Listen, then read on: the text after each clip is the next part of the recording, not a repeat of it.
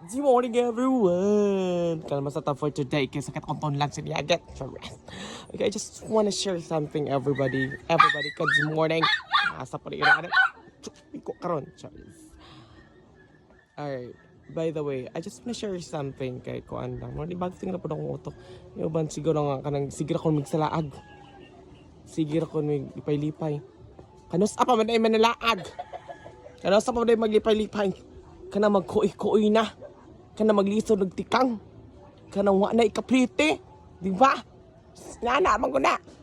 Yes, we enjoy life. We have that concept nga we only live once, pero we have our boundaries.